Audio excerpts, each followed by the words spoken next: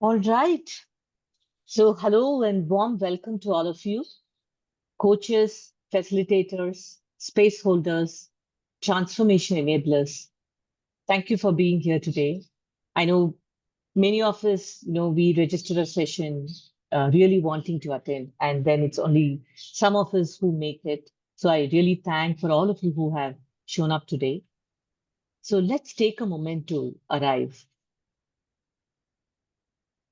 So, wherever you are, whether it's in your workspace, your home space, with a hot chai or a cold coffee, or in between your coaching calls, let's pause.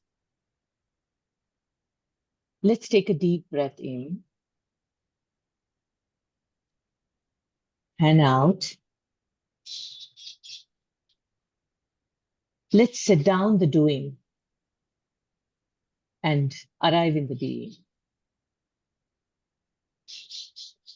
Today's session invites us not just to learn about cohorts that create transformation, but to experience and reflect on how it actually happens in us and through us when we hold space for others. It's my absolute pleasure to introduce Deepa Mahesh, a coach, a systems practitioner, a transformation catalyst who lives and breathes this work. Deepa has worked across sectors and continents, bringing systemic change to life by blending deep listening, presence, and participatory design. She doesn't just teach theory you, she embodies it in how she holds space for the collective shifts. Deepa is an ICF certified leadership coach and a seasoned facilitator who designs transformative leadership experiences rooted in psychology, presence practices, and energy alignment. With 2,500 plus coaching hours and a rich background in organizational transformation and development, she has enabled leaders across industries to create meaningful change both within and around them. Deepa is known for curating learning spaces that blend structure and emergence, using approaches like theory U, expressive arts, and reflective inquiry. Her work supports leaders in deepening self-awareness, aligning with their authentic leadership voice, and building purpose-driven cohorts that transform from the inside out. Here's what we'll explore together in the 90-minute session. First, Deepa and me will have a short conversation in understanding how Theory U came into Deepa's life and her relationship with Theory U. Deepa will introduce the core principles of Theory U, and then we will see how these principles become practical scaffolds for designing cohorts, whether you're building a peer circle, a leadership lab, or a community of practice.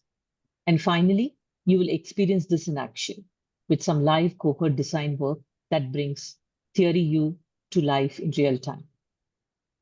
So bring your questions, your openness. We are about to dive in. Hi, Deepa. Hi. So me and others are very curious. What drew you to Theory U when it found you? I think that's the right way to to put it. I don't think I was drawn to it. It pulled me towards it. It's like the future wants to pull you towards Mm, it. So this was a time when I was, I think, the head of talent development and talent management in the Aditya Birla Group, Madhura Fashion and Lifestyle, and I was also volunteering for a society. It was called Society for Organizational Transformation. And this was an initiative from Peter Senge.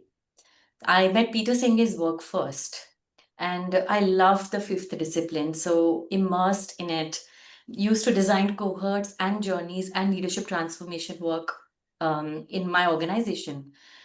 Use personal mastery big time because mm, I think it was like a tool that I had got to experiment. How can I set intentions and not so much goals, because I'm not a goal setter, but I'm an intention setter.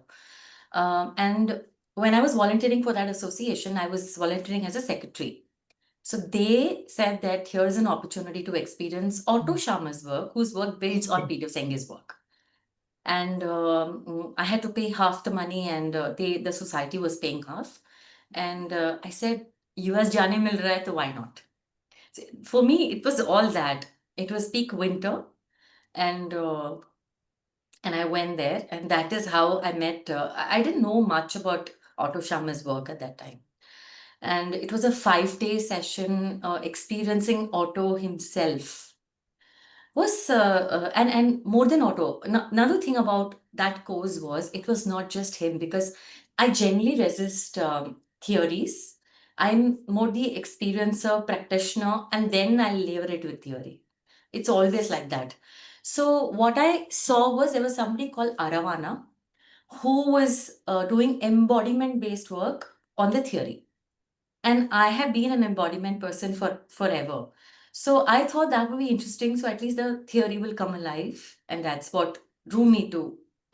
Actually, Aravana's work drew me more than Otto's work. And when I went there, Aravana was the first one to start, and I was floored. It was so beautiful. And then, how the 5 days happened, and, how it went. It felt like I met something much larger than something that I have never imagined. The core principles. And I didn't know so much the principles. We were experiencing it one after the other. And at one point of time, I think he explained the theory. He must have explained. I don't recall it. But it had become so much a part of me. I haven't read Theory You, the whole book, fully. It's too much for me to read. But what I experienced as principles, what I received is what I implemented. And immediately when I came back, I got an opportunity to design a cohort based on that. So I went straight in, designed, implemented it, and then it ran 5 batches. And that was like a hit for me. I have used whatever I have learned into practice. I think that's how it came into my life, really. That's such a great blessing, I would say, especially when you have an opportunity to immediately, try it out practically. Um, it's a wonderful way. So, what shifted for you from your early first engagement with theory, Deepa? Okay, as in when I went first there, yeah. I Yes. think, some of the things which was actually the whole principle of theory, which is based on stillness and silence. I realized that it is my nature. I have been that, but it's just that I had mocked myself for being like that. The question always was, why am I not like somebody else who can rattle off theories, who can identify the steps of something, whereas I am different.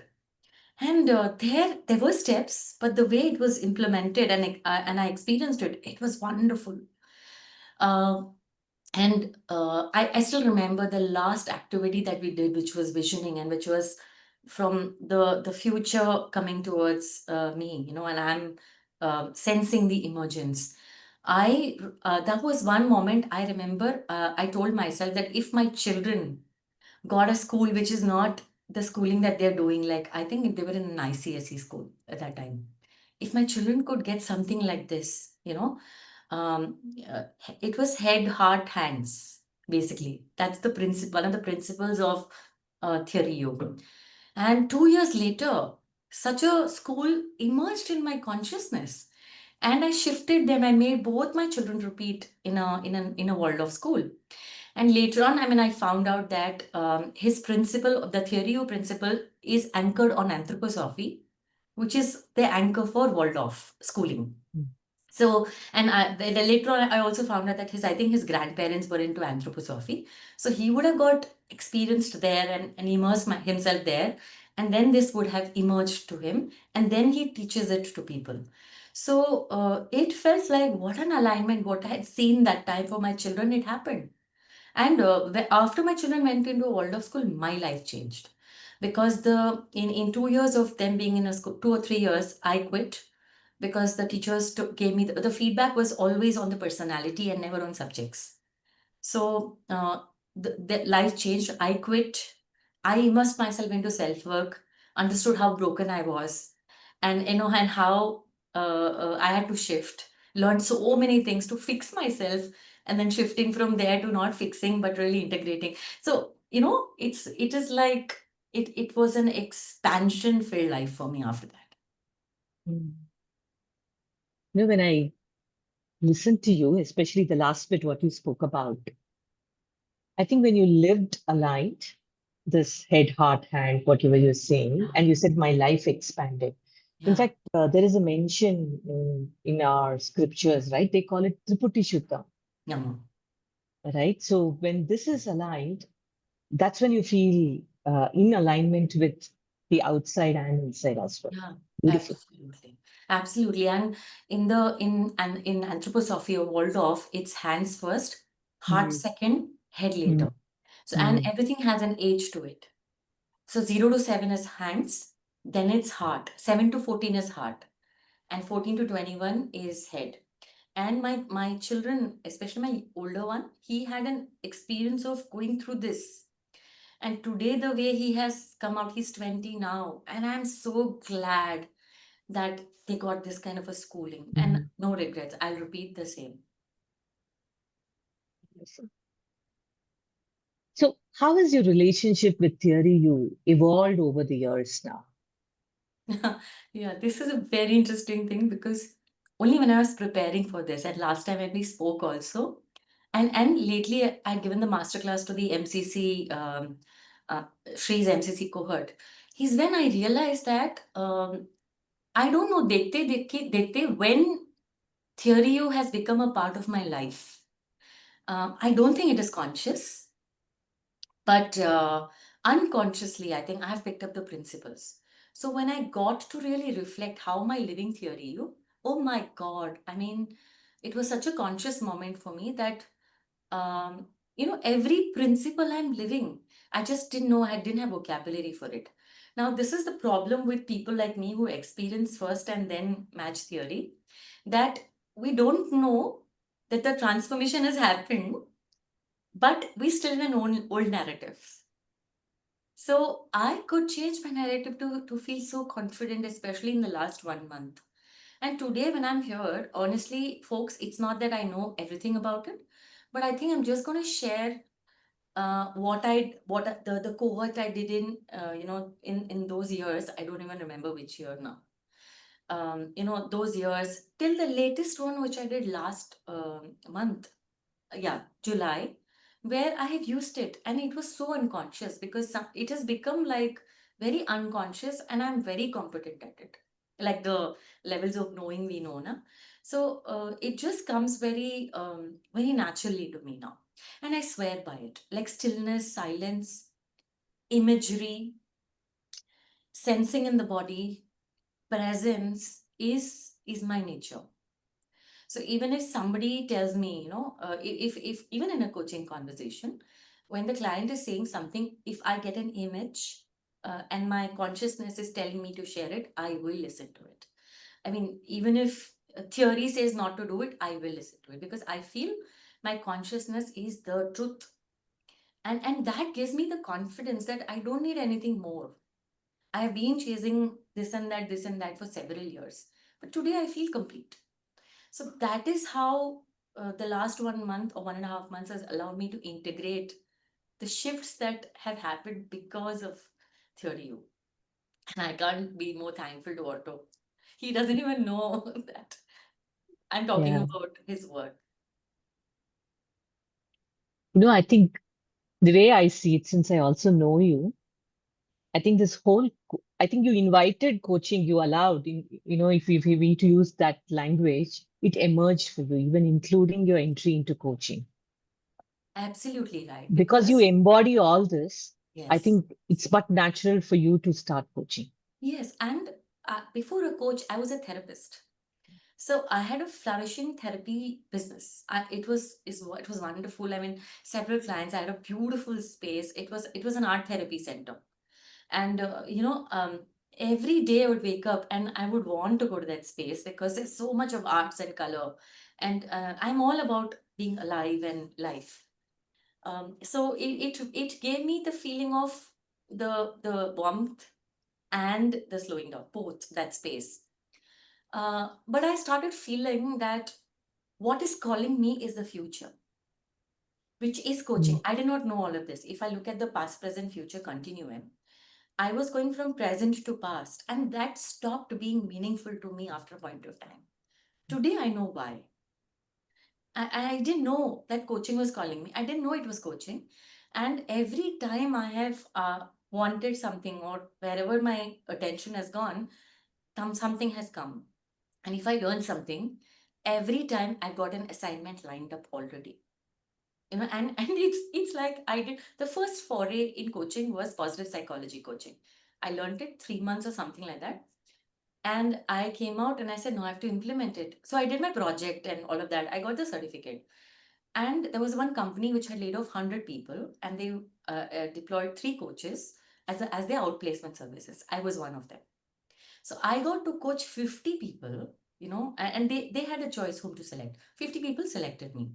So I could coach 50 people on positive psychology, because that time I knew only that. And positive psychology coaching, like the wire character strength coaching, became so ingrained in me. And it felt like they are equipped to get their next job and forgetting that they've been laid off. So it was like the future emerging, which is the principle. So, I mean, it is just, I think that is what happens, when you open the field of consciousness, this is the possibility that emerges. But I've also had times when my field was closed, and I've gone to people crying, I'm stuck. That I know that part of it is also there, and Shri has held space for me so many times. So that part of me is also there. But I think as a human being, I always want expansion, just like all of us. So it has helped me step by step. So, in your experience of designing and facilitating cohorts, especially through a theory you lens, what subtle elements makes the biggest difference in creating such transformation spaces?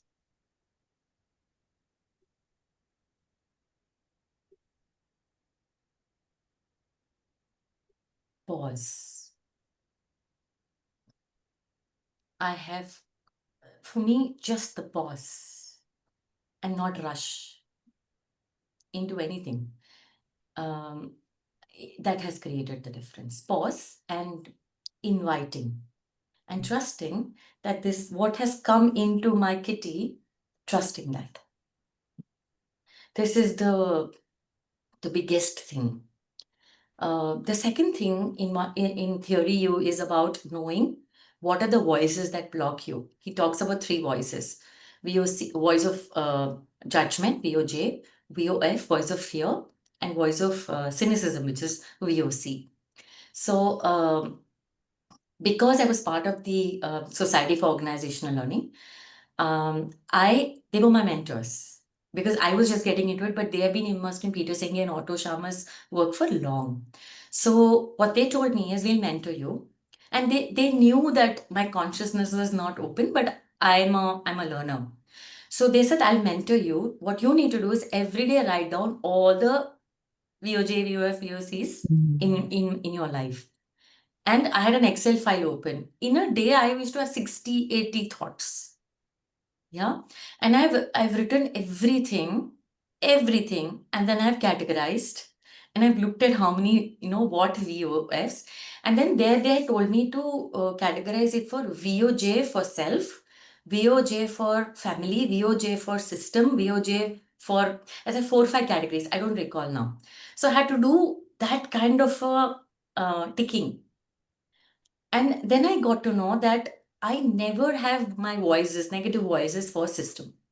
My voice of cynicism is least, but my voice of judgment for myself is too high, and my voice of fear for myself is too high. So just this understanding doesn't shift. It took me many years to shift out of J and C, VOJ and VOF. But this understanding and then working step by step towards it for almost 10, 15 years has paid off a lot, I would say. But pause, I think, is the stillness and the inviting. And when I invite, I get metaphors, I get images, I get colors, not being afraid of them. Mm. And just mirroring. It's okay. It doesn't have to be right. Just um, sharing. And that has helped me to even look at any human being from a holistic perspective. So I also use the Panchakoshas from the Taittiriya Upanishad as a filter to understand human beings. So it just allows me to, because I understand the Panchakoshas and I've been practicing it, I'm able to use the stillness and the pause to really sense. That sensing and mirroring has become effortless now. So if you were to describe theory you, not as a model, but let's say as a companion on the journey of change, how would you describe its voice or presence?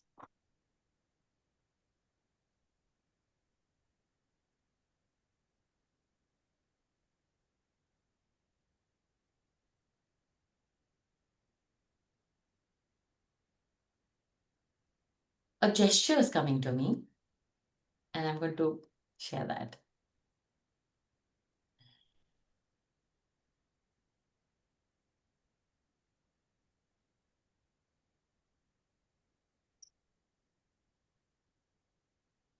Actually, it's not sitting, so I'm going to, my body is not allowing me to sit.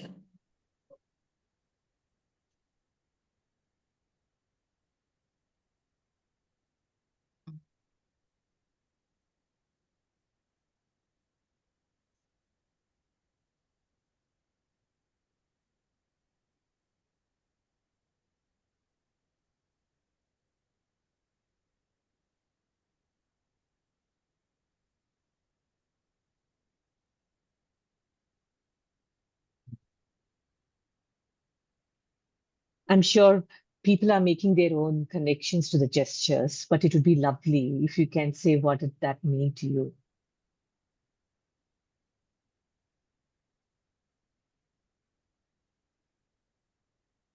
Theory, what's coming to me is the other. This is another gift that I think Theory gave me. That I don't need to know the answer. The answer will come to me. Mhm. And like I didn't know why I was doing it. Now it's coming. So it feels like ground and pause, hold space, Mhm. and expand. Wow. Yeah. And also, my feet were extremely solid. It was completely planted, and it was little apart, so there was balance.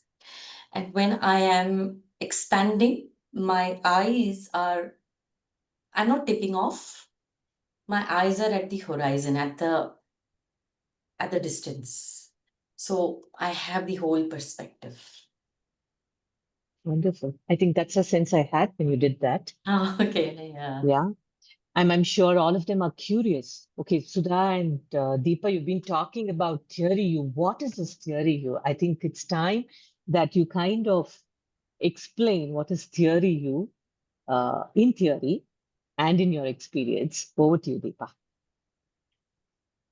So I just a I don't know, it's called a disclaimer. If, I mean, there are many of you who are curious, you know it already, you may have learned it. If I am saying something, it is completely based on how it lives in me. So, pardon me if it doesn't align with what you think. It can just be the way it is in me, and nothing is right or wrong. I'm accessing my,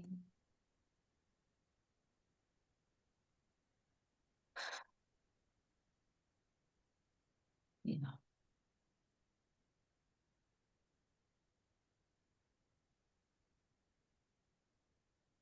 where did it go? Just 1 minute.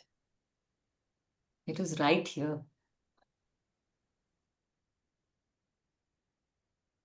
Yeah, it is here. Sudha, please keep the time check and let me know if I'm extending. It would really be helpful. Sorry, you're saying something? Yeah, I said you can take around about 30, 35 minutes, Okay, great. And then probably we can open it up for questions or Done. So, Otto Sharma looks like this, handsome and very learned. Uh, and this is a framework which really lends itself to profound change and transformation, and it can happen at individual, organization, or systemic level. What I get to know is Otto Sharma right now is completely engaged in systemic transformation, and uh, as a process, it allows you to go into the deeper knowing. So it allows you to slow down, be still, access from the future, and co create what you want to create. So it's not so much a willful act, but an act of allowing. That is how it is. Now, the key is that we cannot solve problems with the same level of consciousness that created them. So, theory U is about shifting from the habitual consciousness to a new consciousness. Everything is about shift of consciousness.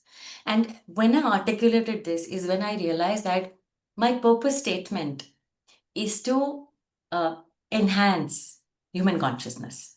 So that I miss sharing this, but this is another reason, that I found alignment here, and I'm speaking about it. So, how he designs the U, I'll tell you how it shifts the consciousness. Now, this is a typical theory U process. So, it can be very theoretical. So, I just invite you to pick an area of life where you're just curious, you're anxious, or you're perturbed.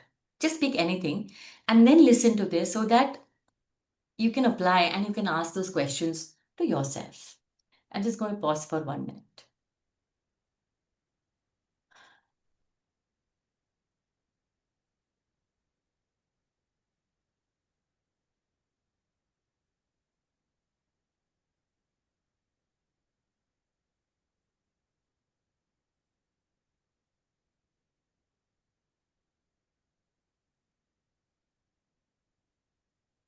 Okay. So theory U is nothing but this U. You start from the where I've written downloading. Let me get my pointer.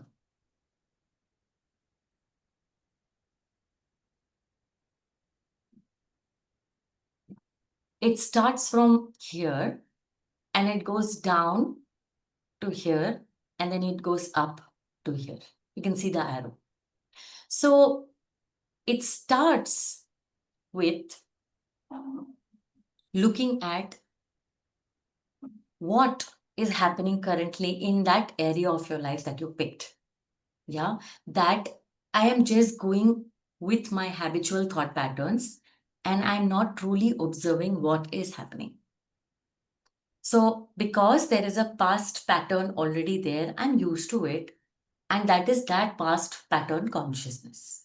So, you're invited first to observe where am I already downloading? Downloading means going by the past and not observing. The second is what's really going on here? I can play the victim and say, this is happening to me, that is happening to me. That is basically the past pattern. I shift from there and I say, okay, can I see what's happening in the system? What's really going on? There is something they are doing, there's something I'm doing, and more than what I've already judged or confirmed is going on there. Can I see that? So the first one is, can I observe what's truly happening? Can I see what's really going on here? And can I sense what needs to happen, which is also the intention, which is also, if I'm not anxious or I'm not curious about it, or if I'm not perturbed, or if I'm curious and I get to know what does that system or what does that thing want to become. So you can see that from the past pattern of downloading, you're asking, okay, can I see it from a fresh pair of eyes? And next, can I see what needs to emerge? You already started going into being a little more and more and more open. This is what is a shift of consciousness first. Now, this is like a clearing of, it's like emptying the bucket. If the bucket is full, new things cannot come. You're emptying the bucket. So it's the process of letting go. So you're letting go the current self or the current inquiry or whatever you're anxious about, whatever statements you've been saying, whatever judgments you've been having, you're letting go. And you are then going into a process called connecting to the source. In that is called presence. And in the connecting with the source, after you have let go, let go, let go.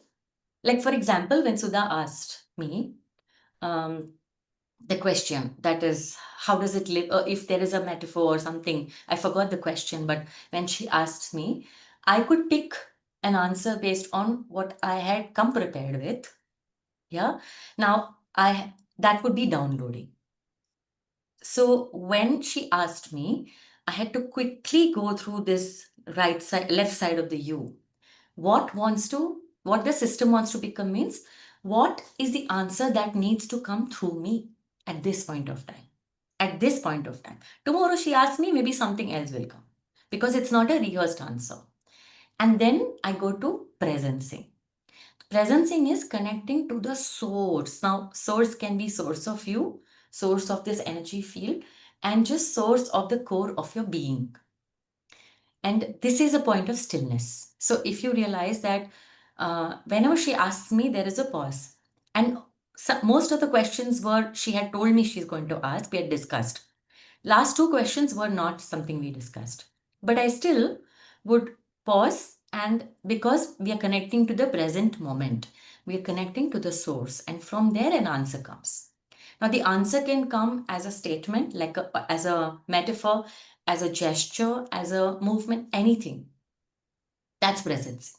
So, for example, when you inquire into what am I anxious about, the answer could come, anything could come. That is like receiving the answer and then going up the U. Now, up the U is you have let it come.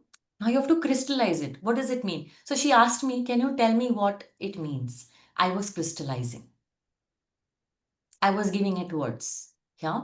And then prototype. Now, if there's a prototyping means, so suppose when I'm doing a visioning workshop and they have crystallized it, the vision or the intention, prototyping is acting in an instant, immediately taking actions.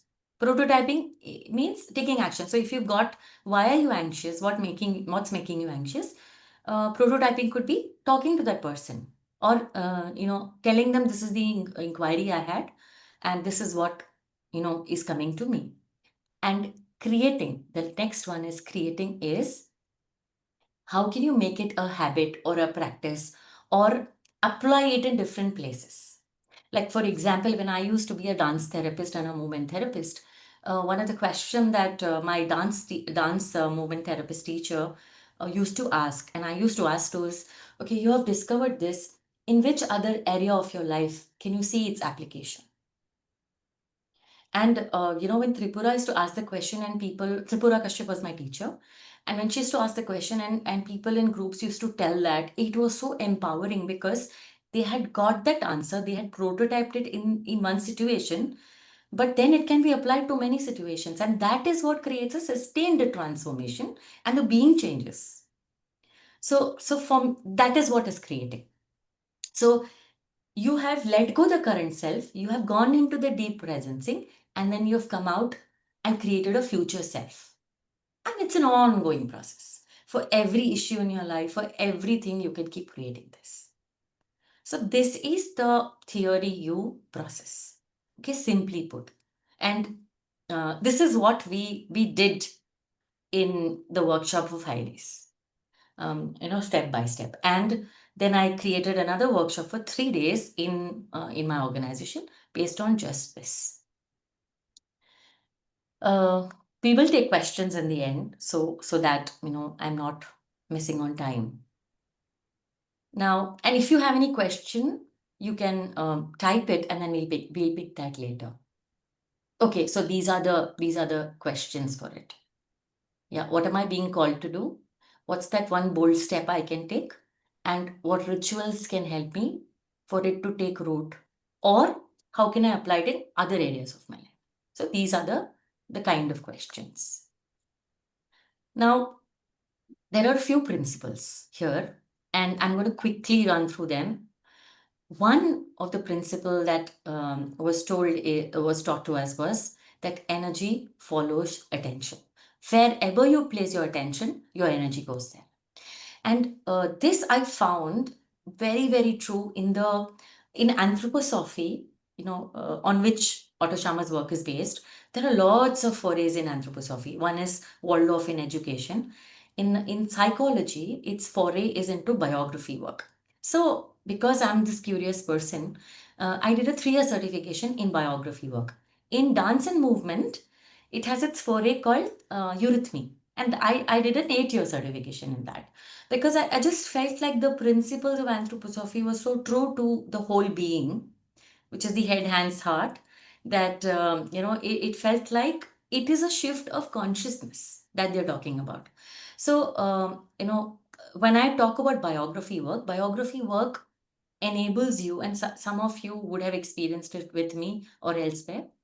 But biography work helps you to look at your life as 7-year period, septennials, and look at what happened, what is the essence of what happened, and what is the learning from that. So that you no more stay stuck to the narrative, but look at the learning.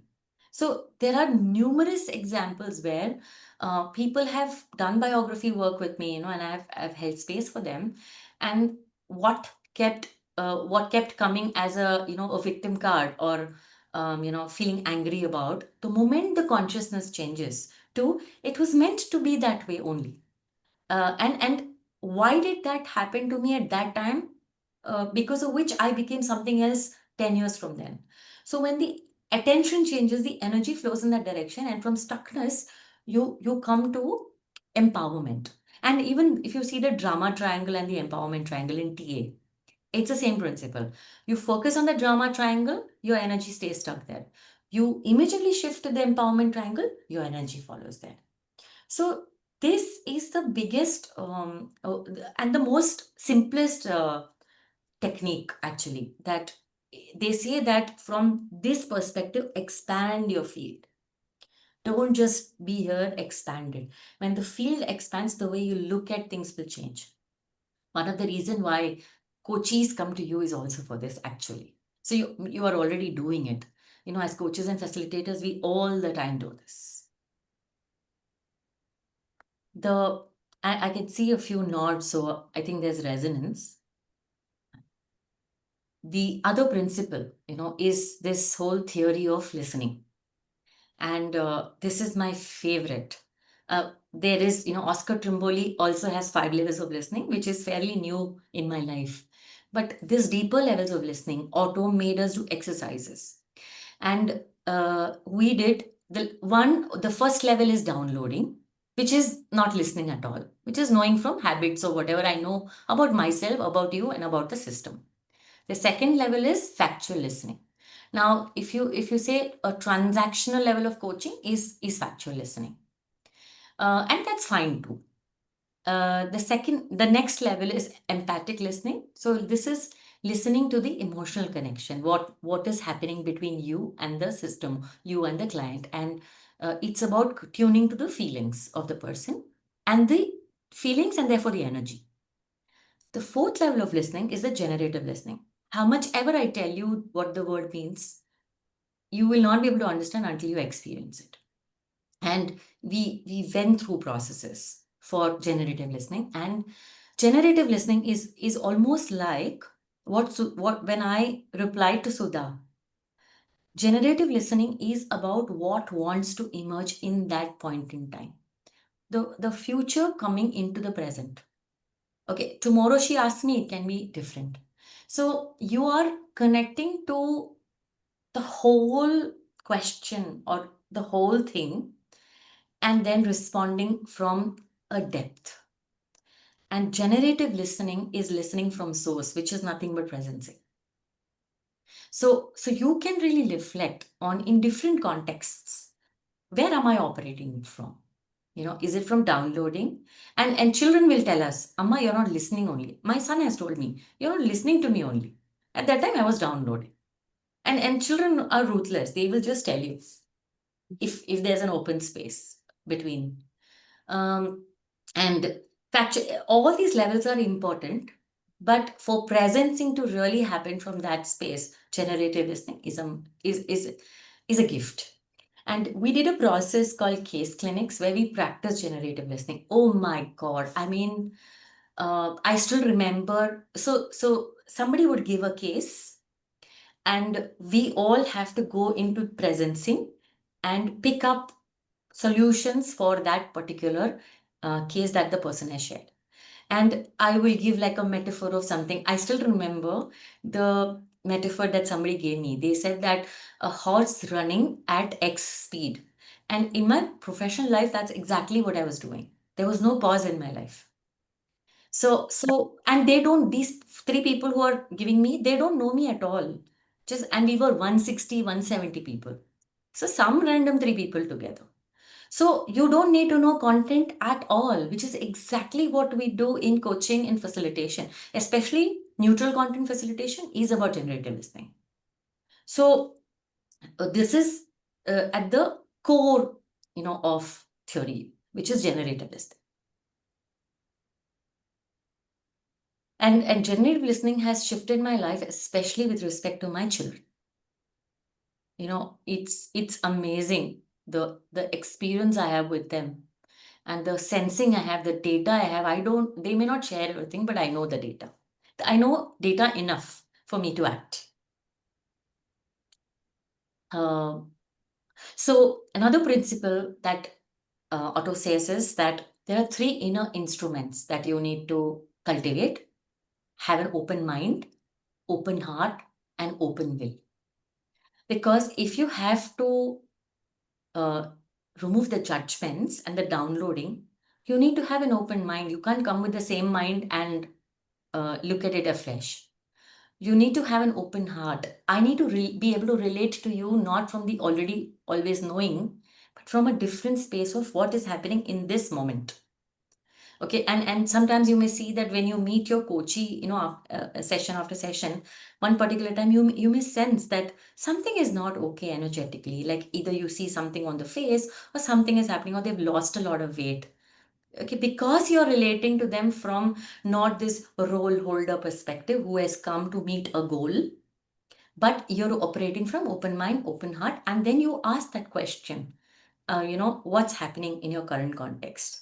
I do ask, and they feel so heard and seen, because being heard and seen is like the base of any relationship, be it coaching or otherwise. So they just feel so seen that the trust levels go up. And that's what they say is these three instruments for deeper awareness. Three enemies that I was telling you: voice of judgment, voice of cynicism, and voice of fear. So you can go into your life and really see whenever you had judgments, you have stopped that relationship. And I very clearly remember when I was a therapist, I had judgments towards a certain kind of people, a kind of clients.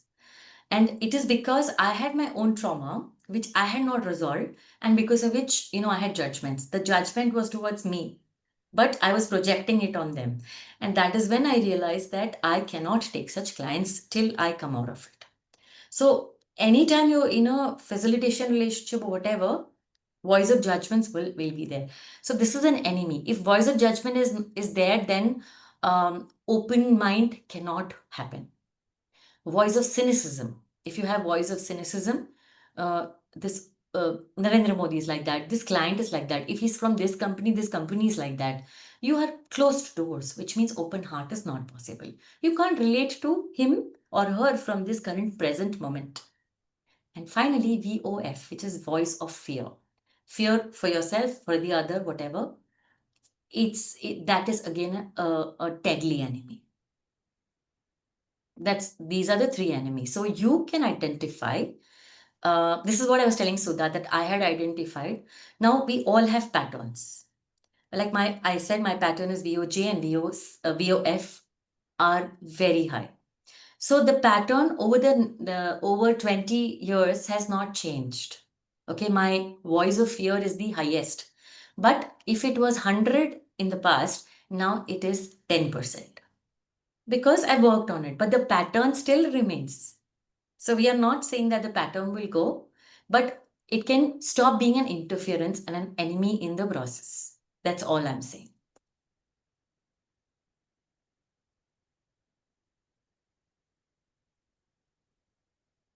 What's the time check, Sudha? How much time do we have? Probably another 15 minutes. Okay, good.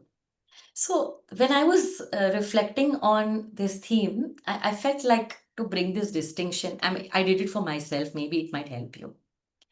So I wanted to identify what is presencing and what is presence. And I am saying this because I have an upcoming cohort that I've designed based on the theory of principles, which starts on the 24th of August. And it's all about presence. It's about the program is called Leading with Presence. So because it's presence, I wanted to understand, is there a difference between presence and presencing? I've never thought of it before. And the biggest one for me, and when I was seeding this, I went through the theory process. I didn't go with what I already know, but I went with I went into my body and I looked at it. And the first thing that came was the metaphor. So presence is like stillness. It's like being like a still lake. And presencing is like diving into the lake to listen to the source. So it felt like presencing is a verb and presence is a quality. And when I wrote this, I felt like this is what I want to work further and further into reflecting on, because it felt so yummy for me to chew on. I can see Sudha nodding her head. So this felt like so good for me to know, because when I'm facilitating, a lot of times when I'm designing, it comes from a knowing, an inner knowing, not fully knowing why I'm doing it. But as it unfolds with every batch, I get to know more and more of why this has come into being. Hmm. So this is another way of looking at theory U. The first part that we said, downloading, this is about trust building. When you stop downloading, you're able to build trust and hold space. And then you go to co-sensing, you're observing, you're cultivating those three instruments to be able to observe with openness. And then you go to the presencing, which is you're connecting to source. So co-initiating, co-sensing, presencing, co-creating. Okay, so now either it can be with a system, with a client, or with a team, whatever you're doing, the team coaching or facilitating group workshops, whatever. So here you are co-creating actions and experimentation. And finally, you're helping the system or the client to integrate and sustain. And this happens very well even in one coaching session. And this can happen in a program, can happen in a retreat. It can happen in a retreat. I facilitate 2 retreats. In a retreat, what I see is this integrating and sustaining process is over a period of time. So I do 2 retreats, one in May, one in December. And I've seen, and most of the people who attend, they keep attending every retreat. So people have been attending retreats. Now, there are some people who have been attending for the last 10 years. And they can see that slowly and steadily they are integrating, between the 2 retreats as an integration, and then again an integration, and then again an integration. And that builds self. And that's the power of, presencing. Oh, sorry, theory U. So if I were to look at theory U as a design pillar, before, during, and after an experience. So if I look at before, then these two, you can look at co-initiating and co-sensing here. So co-initiating and co-sensing, if it's a group program, then you would first ask the client, what are we doing? What specific things you need to shift? or what are the specific behaviors that need to move. And then you do a lot of interviews, or you do assessments, you do something before the program in order to get data.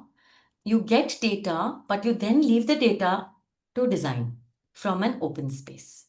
But it also helps me when I do this to know that when the clients come, the participants come, what is the VOJ, VOF, VOC they are carrying. And this data is very useful for me to have a very fruitful conversation during. Like recently, I did a leadership workshop where it was for a large organization, financial institution, and the IT folks. So, first session was SVP, and then they did three more sessions, VP and then AVP. AVP were more, and SVP was one batch. From the SVP to the AVP, I could clearly see all the VOFs, VOC, VOJs. It was so clear. But when I done the before sensing, I done it only with a couple of stakeholders. All of that didn't come.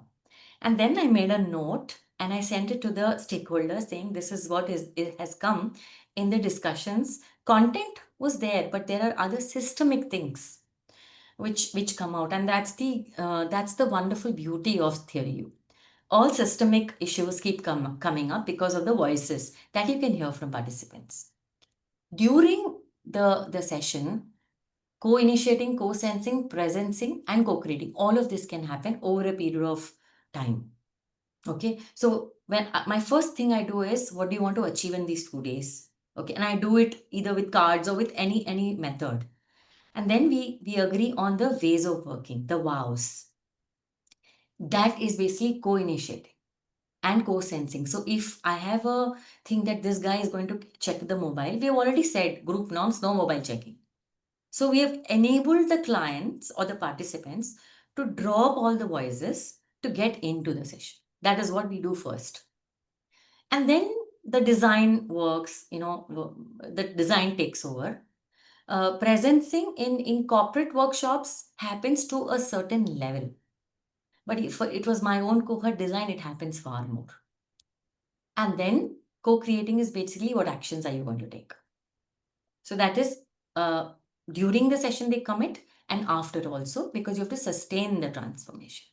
So take any coaching session or any group session, this is the format, and all of these stages can be applicable.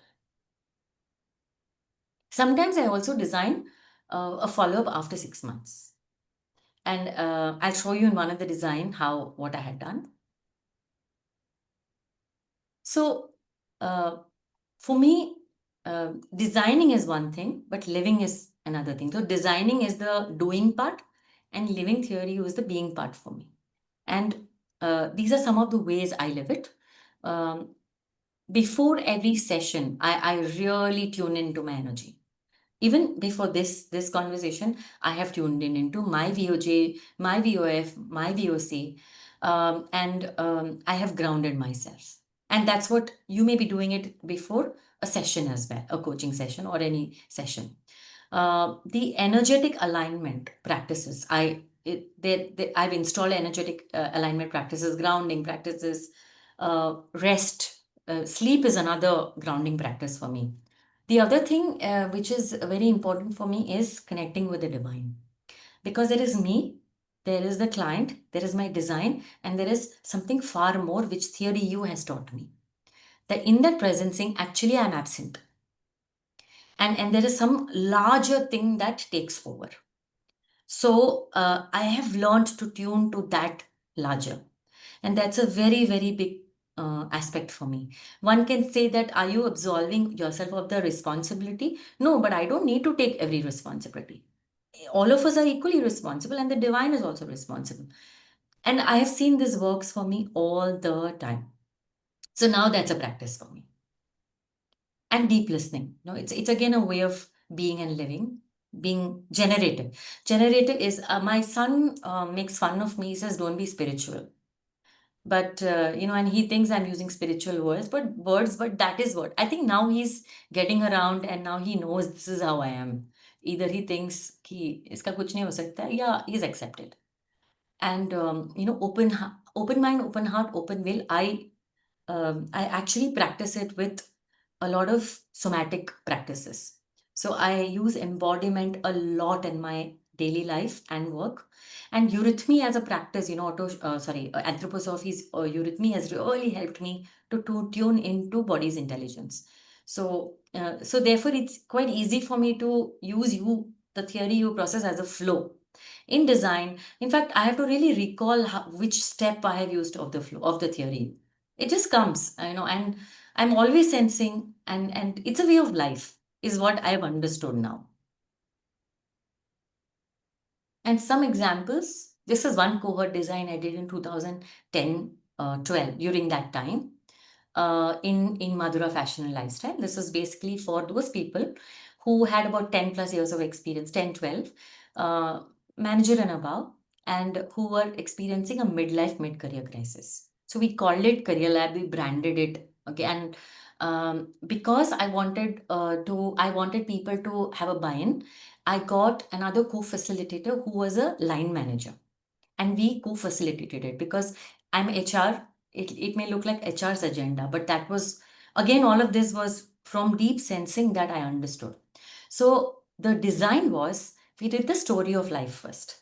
From the story of life, identified the VOC, VOF, and VOJ patterns. So the participants identified that. Then we identified career patterns. Career also has VOC, VOF, VOJ. So we identified that. Then we went to strengths. So we are slowly and steadily going to the U. We identify strengths and clarity on the strengths. And then we did visualization, which was purely about the presencing. From in that presencing, we did visioning, and then we came up to the U to prototype and act in an instant. They had to immediately at that point of time take one action. So everybody was busy taking one action, and then the idea is that after they acted in a moment, they will take further actions.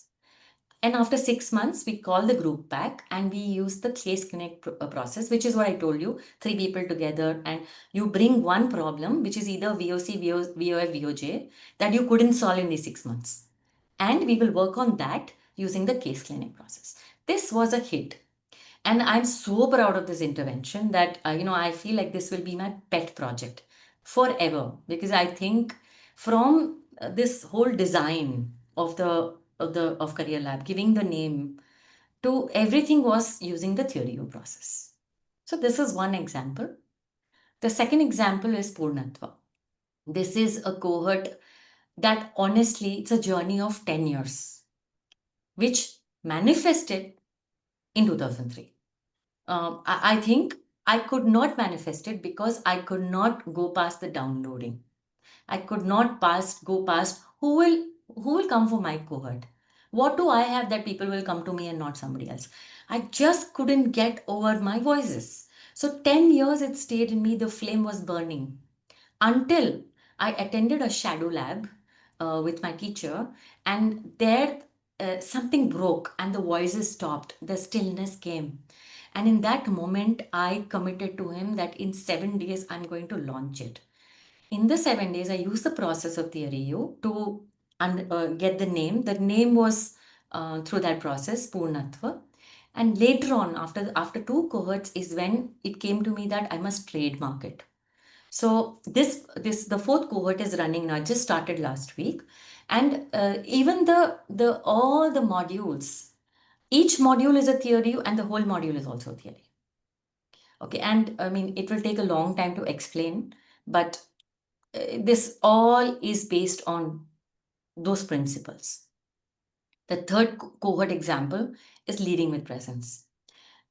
This journey started when I went for my Europe trip in 2023. 1 month completely off. We were performing. I am a part of a dance troupe, Eurythmy movement troupe, and we were performing in different places in Europe, Switzerland, Germany, this, that. And we were all performing in the countryside, not in the city. So, you know how a countryside will be of these locations, just pristine, beautiful. I felt like I woke up into the theory all the time. So every time I clicked a picture, I was like, yeah, I can design something, I can design something, I can design something. And I remember a conversation I had with Shri in one of my mentoring conversations. When I told all of this, he says, "Why don't you string all of this together to put something?" Shri, if you remember this. And that is how this was born. So the thought comes, and then in this conversation, and then from there, the name, the title, and if you see the way it is represented, also this way, everything is theory. You, because for me, art, I am very creative. I'm very artistic. So the way it has to come has to be an imagery. It can't be just a PPT.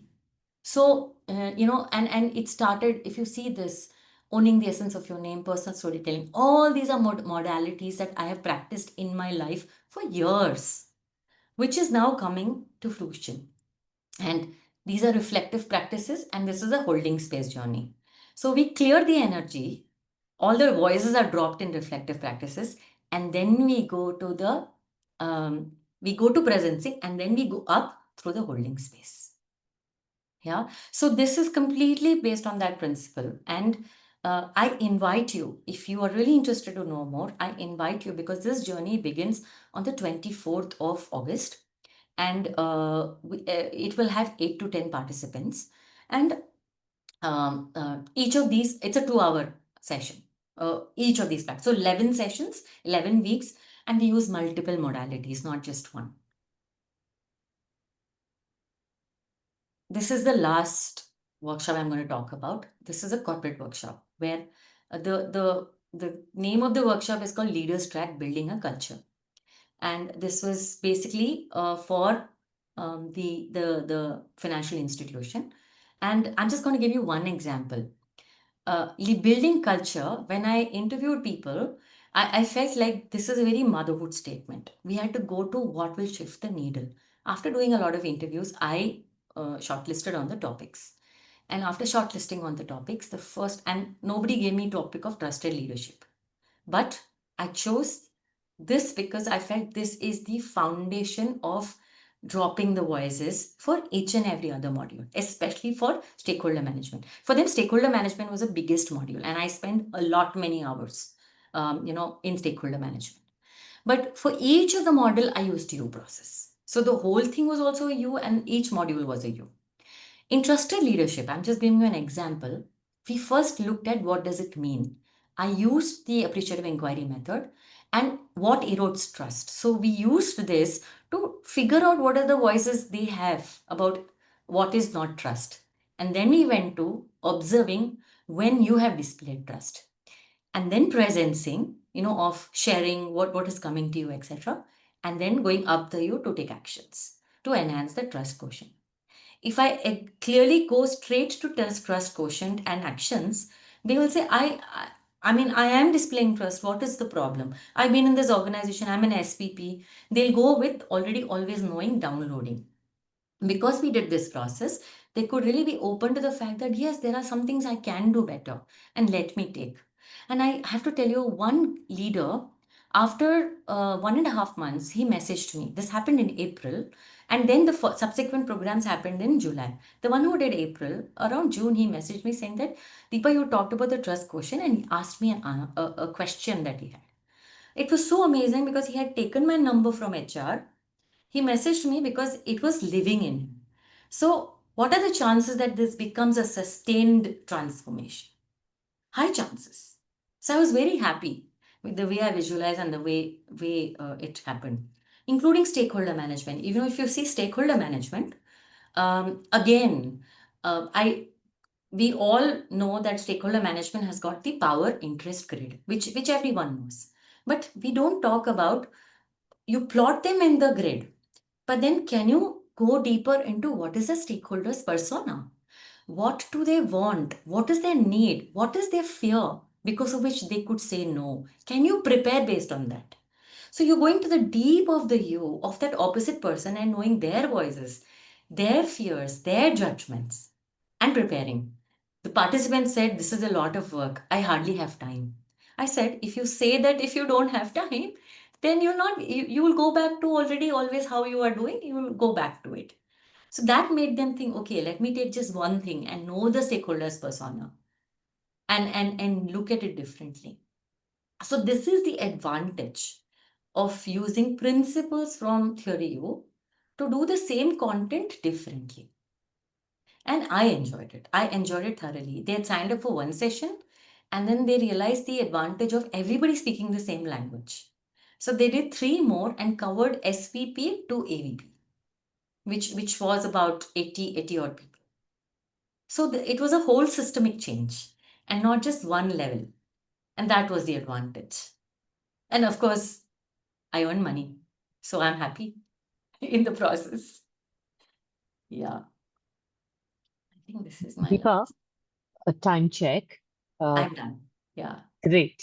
I'm Great. exactly done. I didn't want to do more. So, um, if you see, this has got numerous applications. It totally depends on how you want to use it, what stays with you, I think it grows. It grows inside you. And I started personally. Cohorts and all came much later. Personally implementing, experimenting, failing, and then only cohorts. So cohorts are much later for me. Mm. Yeah. So that's Wonderful. it from my end. Now I'm open to questions. Sudha, open to whatever, however. Yeah. I already see Sunita had shared a question long time Okay, I back. have not seen it. Yeah. She's asking, what helped you during the down times, Deepa? Suni, you want to come on screen and Mhm. share what do you mean by that? Hi, Deepa. Thank you so much for this very wonderful, informative. I'm Rahul. Hi. Uh, Rahul, yeah, sorry. Yeah. so what I had, I had earlier had the opportunity to join a cohort, Okay. but it so happened that few were from Europe, few were from the US. The time difference really was so difficult for me, and I couldn't unfortunately complete it. Okay. So, when I was just seeing the explanation of your slides as such, I could relate to it because I have not like gone back to it for a while. But one thing also came across in theory you was when Otto Kramer was explaining, right? He was also talking about the difference of the how this theory you changes the ecosystem to the Yeah. ecosystem. Ecosystem. Yes. Yeah, if you just get to throw some light on that, that'll be great. I skipped that slide actually. And he's exactly asking what I skipped. Yeah, I'll just bring that slide back. I had one slide on it. Yeah, This that was is my this is creativity. allowing what needs to emerge, Deepa. Absolutely.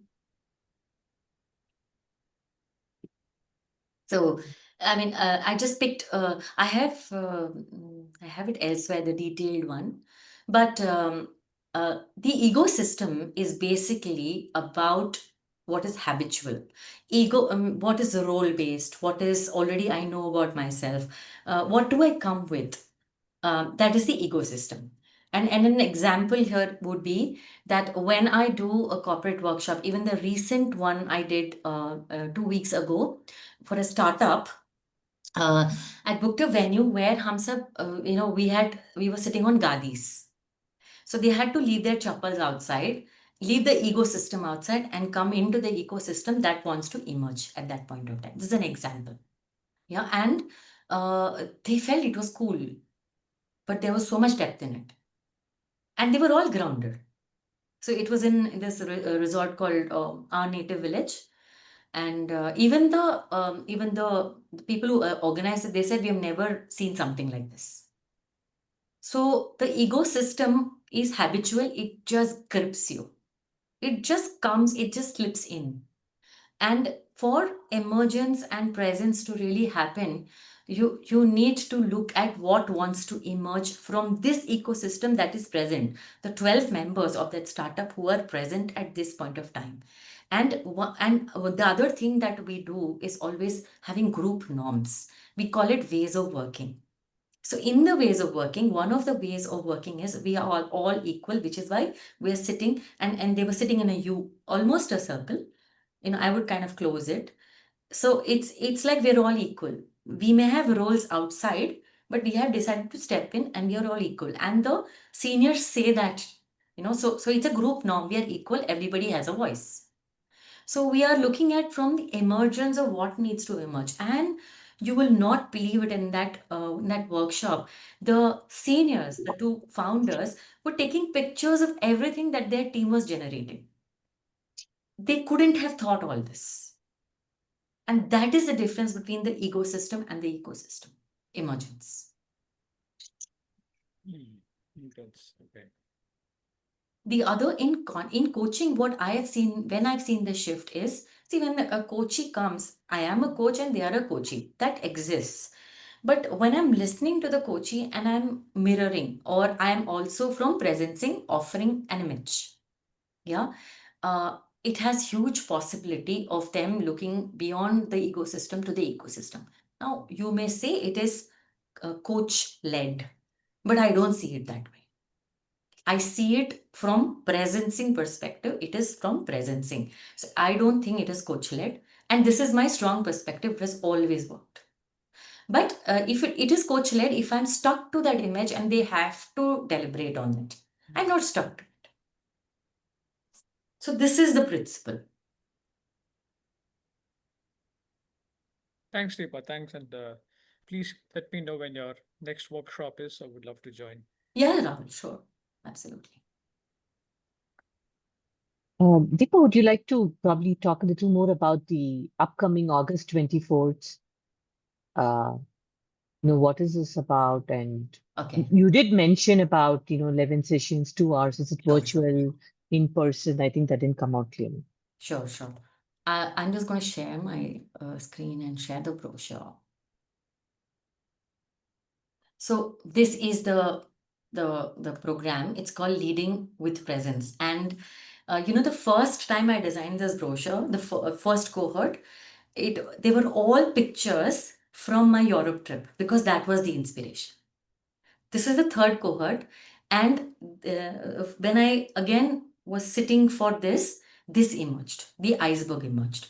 So it evolved. So again, the whole way the brochure is also designed. Yes, and there was somebody yesterday, 2 days ago, I had put this in my status, and she said that it's so beautiful. Can you give me the number of the designer who designed it? And I gave her the number. But and I feel like my designer and me also work like this only. Even she works like that. So it is such an energetic match for me that I'm so blessed to have her in my life. So this is it starts on August 24th, ends on November 2nd, Sundays, 6:30 to 8:30 p.m. And this has got 20 CCUs. So again, this happened later. I'd already done one cohort, and then it emerged that coaches can benefit while they are clearing their presence. So just going straight to it. So the first 7 sessions are reflective practices. We start with owning the essence of your name, and it would be interesting to really see that your name holds the potential of your purpose. So what's the essence of your name? And then looking at your biography through personal storytelling method, then somatic and body awareness, so important for us for our presence.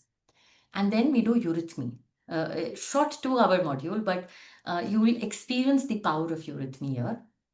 And then befriending your inner critic.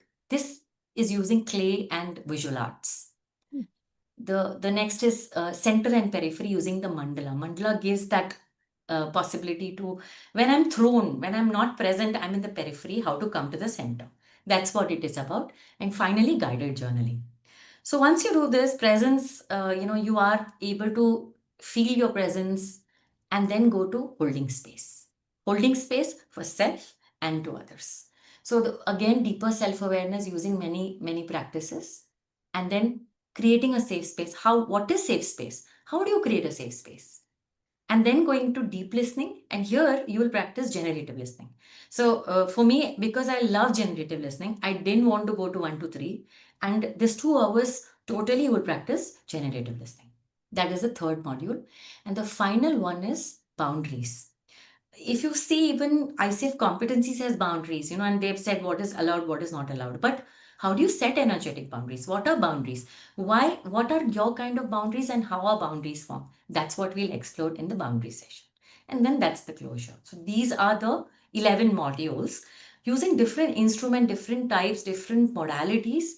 And somehow it feels like I have honored, I know it's coming from the I and the ego system, but I feel like I've honored what I'm supposed to bring into this, into the world. So, any questions, please feel free to unmute yourself and ask Deepa. You're asking somebody to unmute and ask their question which they had typed, no? Who is that? I think Sunita is left. I don't see her here. Sunita Lawrence, huh? Okay. Yeah. What I'm not helped you seeing during her. the down times? Yeah. What helped me during down times is I cried a lot. And crying was so therapeutic. And arts has played a very important role in my life. And I feel like this is something I've learned from theory also, that the power of the body, the power of our hands is creation. So, I always have art material around and paper and colors. So, if I have to process something, immediately I do it. And generally, I have clay. So, if I'm not able to think, what I do is I take a bit of clay and I just move it and create a ball. And my hands will tell me what needs to emerge. Yeah, and the other thing that also has helped me is tarot. I'm a tarot reader. And again, I didn't want to do tarot. My teacher reached out to me saying that I'm guided to teach you. I was not guided at that time. After 1 year, I went back to her saying that now I'm ready. And then she taught me. And she taught me in the most um, eclectic ways, not the way normally it's taught. That I will never learn from somebody like that. But she taught me exactly the way it comes. And she has not, because she's my teacher, I asked her, should I advertise? She said, no, don't advertise. Those who need will come to you. So I haven't. Yeah. Navnita, are you still there? She asked a question, but I'm also reading that. Navneeta. So she has left and Vidya has raised a hand. I think Okay. she Yeah. Yes, Vidya. Vidya, Hey, go ahead. hi. Hi, You hi, are immersed Deepa. in theory, I know. Yeah, that's exactly what I want to talk to you. I'm sure it's a very silly question, but this is what is happening. Okay, I tried doing theory U. At that time, I found it very complex. Today, I'm able to Yes, understand what you're trying to say, yes. but sometimes what happens is these kind of concepts puts me off at times, and I don't know how to deal with it because I want to understand.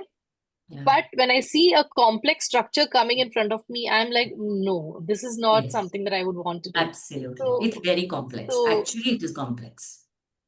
I also okay. felt like this. If not for the first experiential, I would have also not picked it up. Because I had the experiential first, and then I haven't read the whole book. I don't know many concepts within this. So just pick one bit, Vidya, and just the voices. Pick just the voices and track. I'm telling you, I was lucky I had those mentors. 3 of them held space for me. And then I still remember one of the mentor very ruthlessly telling me, I don't think you are able to to appreciate your divinity. And at that time, I didn't even know what it meant. How am I supposed to appreciate? And how did he even think? And I was so angry. But those guys battered me to the extent that I became a thorough inner worker. Matlab, so staunch. I mean, thanks to them, I really gali maut diya unko. But today I understand the value of what they did to me. So that is step by step, just one. Like I said, no, VOJ, VOF, VOC. Just observe that. Just to observe VOJ, VOF. That's enough. Or just observe VOJ. And do it for a couple of, just sustain that. Or just see whether am I able to drop my this and presence, or if anything is told to you, listen to it, go back and see the whole, and then come to it. Just a painter paints, no? They go to the details, they go and see the whole picture, and then they come. Just practice this. I practice this. Mm. Or Mm. actions, taking actions and committing to it. I faltered in Got it. this, but then it comes. Okay. Listening to what Vidya shared, Deepa, and you speaking about the voices, when she said, "No, oh, this is so complex," what came to my mind is, okay, just get connected to which voice is this? Yes, that's it. This whole thing of, this is so complex. Which voice is this? Maybe just get connected. Yes, That. yes, absolutely. Yeah, correct. It could be fear, Yeah. it could be VOC, it could be anything. Yeah. And some voice can, even to distinguish what is the difference between the three, that needs effort. And later on, I Okay. realized I don't have to split hair. All voices are bad. So it kills me. It's an enemy. So, anyways, I have to transcend. Mm. Thank you. But don't give it up, because I think you have done a detailed long course, no? I remember you telling me. Initial few sessions I did, and after that I couldn't Oh, I you, couldn't take it. acha. Okay. Yeah, yeah. Yeah, correct. Okay.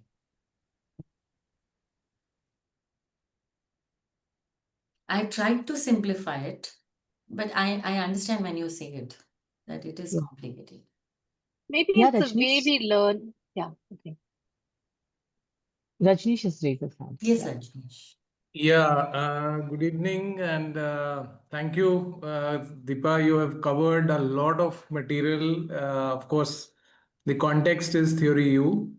Like others, I also attended with a very open mind and like a student. Nice. So, having worn the hats of a facilitator, now a coach also, you mentioned while explaining Theory U how powerful it is to hold individuals accountable for, let's say, habit formation. My question is around habit formation, Huh. and that is where, all behavioral Huh. interventions should, succeed, right? So, your thoughts on what part of theory U is it the U when it goes up is where the habit formation or that conviction sets in. So I want to hear perhaps for a second time. Yeah. Thank you. Great question. I love this. I've never thought of it, but so I created a program where I used to hold space for people for habit formation. Mhm. Okay, and what I realized is if I drive it, habits don't get formed, Mhm. because I will drive it from my presencing upwards, but I Right. need to drive it from the download. There. Mm. From From down. downloading, looking at voices, Mm. dropping the VOF, VOC, VOJ. Mm. Cynicism most of the times operate in habits. आज तक नहीं हुआ है, नहीं होने वाला है. Mm. I have not sustained this. This is not going to happen. Yeah. Working on that part of the you to come to presencing, how will life look like? Mm. Why are you even talking about habit formation? What habit do you want? Which habit will change your life forever? Doing a short Mm. visioning. I used to do Mm. that. And then daily accountability used to be there. So in that offering, it is a 1 month offering. And every day, every night, they have to send me a voice note. Oh, okay, Okay. this is the practice. And they Mm. have done or not. It's like a check. Yeah. Mm. Now, most of the times they'll say nahi kiya, nahi kiya, nahi kiya. After a point, they'll say, yaar, thak gaya main. How often will say nahi kiya? Then I would Mm. urge them to go back to, okay, going back to the voices and working on that, go to presencing, and then habit formation happens. Mm. Some people are able to do that for 1 month, some people do it in 2 or 3 months. And Mm. I have a client who's done it for 3 months, and now, come what may, he will not stop running. He will go for a run. Mm. He is my poster boy of that intervention. It's so heartening for me to see. Even if Mm. I tell him not to go, no, nobody can tell him not to go. He will go. Mm. So the Yes. voices have to be addressed. Those are Powerful. enemies. Mm. And can I just quickly ask another question? You had in the earlier part mentioned about Peter Senge, and we all know the tome that he has written, The Fifth Discipline. A lot of people say it is difficult to read, even difficult to, complete reading it. What are your views on Otto Scharmer's book on Theory U? Is it worth a read? Can one motivate oneself to read it to understand the theoretical framework? I know it was practice for you first and then theory. Yeah. And you also said that you are still not aware of everything that he has said in Theory U. So your thoughts on that? Yeah. So Peter Senge's book, Peter Senge wrote a field book. And for me, what I did is with the field book, I practiced it because I was in a system at that time. I worked in the Aditya Birla Group for 10 years. So everything there, team intervention, everything I implemented. Okay, so for me, Peter Senge's book, I have not read the whole thing, but what I need, I will go read and implement. Then Peter Senge, Otto Scharmer's book, I have not read it, but there is a second book that has come, which is far more simpler. I haven't read it, I haven't bought it, I don't think I need it. Because I think I'm happy with what I know and I'm happy with it. It is for me. But for somebody who is seeking, Shrikant, he will tell you. Yeah, she So is in fact raised his hand. yeah, I want to respond to that question. Yeah. The first book that he wrote is about 500 pages. It's based on research, so there'll be a lot of statistics, tables, and all that. I don't think you can make sense out of it. I couldn't make sense out of it. So he came up because people complain. He decided to come up with a condensed version of it. That is more readable, and I would recommend if you decide to pick a book, you pick that book and read. That's much more easier to read with a lot of diagrams, which I like. And Shri, I just to check with you, you are talking of Otto Scharmer's second book, isn't it? Yeah. Yes. That's correct. Yeah. Okay, thank you. Thank Peter you so much. Senge is the field book. It's Field called book. field book. Yeah. And it's very good. The field book I loved. I've used that field book and the Fifth Discipline book very well. And I had audiobook at that time. I used to read through audiobooks. So I have used it a lot for several years. And my favorite is personal mastery, that discipline. So I've used it a lot in interventions. Thanks, All right. thanks, Deepa. Thanks a lot. And I think the session went so beautifully well, Deepa. Bang on time. We are at the top of our time. And if there aren't any more questions coming, and I hope we were able to answer all your questions, including the one in the chat. So I think it's time for us to close, Deepa. I think it was a wonderful, wonderful session, and I hope people also take time to watch this recording. Those who couldn't be here today, I think very well timed, so beautifully shared, so many examples. I think people can now relate as to how they can use this. Whether it is in their coaching, whether it is in designing the cohort, or they're running a lab, or even a peer practice, whatever it is. I think is going to be a great framework for them. Thanks, Rajneesh. I'm glad you received the gift. Thank you. Thank you, All right. Sudha. Thank you for everything. I knew you had to be my partner in this. And it's my pleasure being part of this. And thank you, everybody, and have a wonderful weekend. I hope we all just go with this immersive thoughts today, what we are walking away from this session, and then let's allow what's going to emerge for us. Thank you.